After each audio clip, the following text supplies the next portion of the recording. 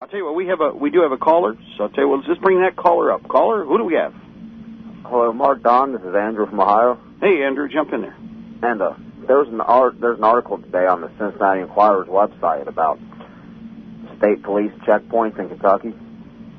And I wanted to let you know about it because I've heard you mention you traveling on I-75 when you come down this way. And it says that the checkpoint will be on I-75 sometime in December. They won't say when. It's between mile marker 143.7 and 165.4. In Kentucky?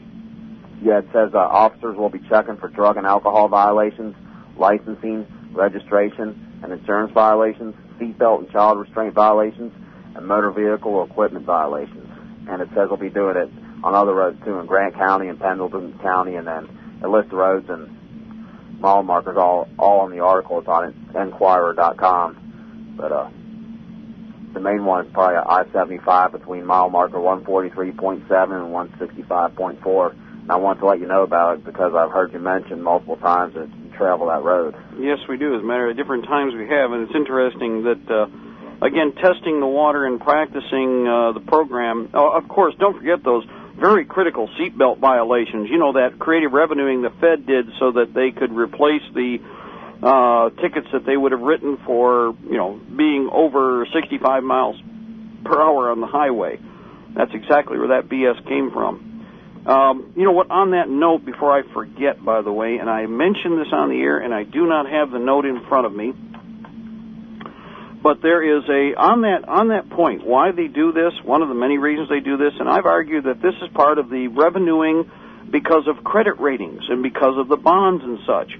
Well, a gentleman did an excellent little 10-minute video, and forgive me, again, I'm going to have to probably wait till tomorrow because I don't have it right at my fingertips, but he went through and he actually showed where in the money market the cities and the states are actually listed and given their ratings as corporate holdings. I have it written down right here. Please, go right ahead and give that out again if you would. Yes, I watched it. I was listening to one of your archive programs from the other morning. I watched it this morning. It's AntiTerrorist, that's one word, AntiTerrorist, on corporate revenue collection on YouTube.com. Go ahead and give it out a couple more times for everybody so that they can write it down. Okay. One word, AntiTerrorist. AntiTerrorist is one word. The AntiTerrorist on corporate revenue collection on YouTube.com.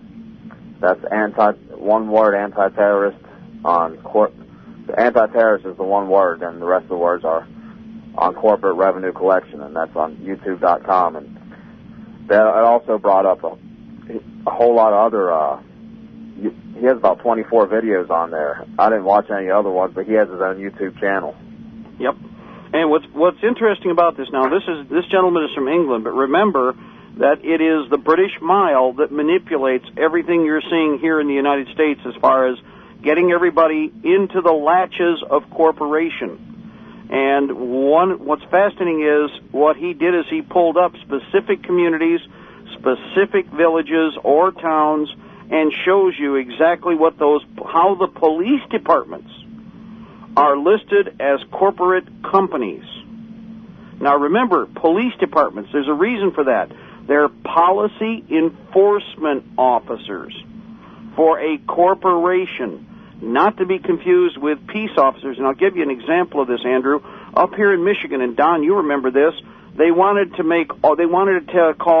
convert all of the sheriff's department across the whole of the state and call them sheriff's police.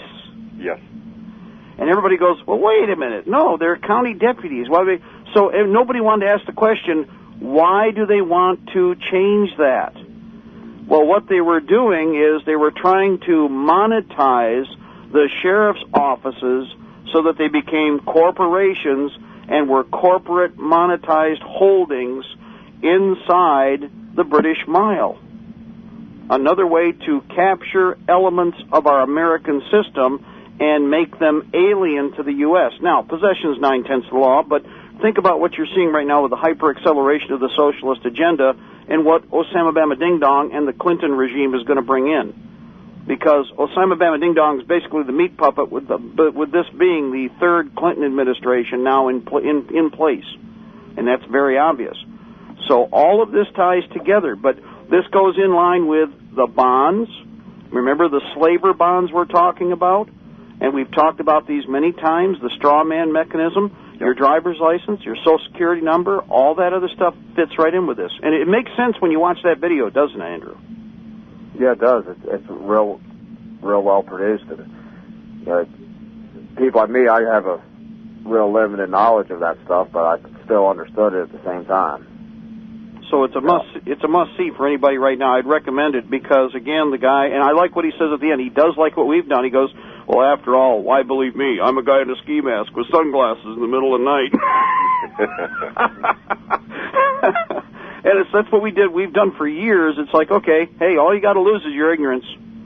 You can be in the warm, fuzzy land of gray fuzz and rose-colored glasses, which really aren't doing you a whole lot of good because the more blood is spilled, the darker everything looks. And the more blood they've been spilling, rose-colored glasses aren't the first best choice. Now they'd prefer you just wear really dark sunglasses so you can barely see what's going on.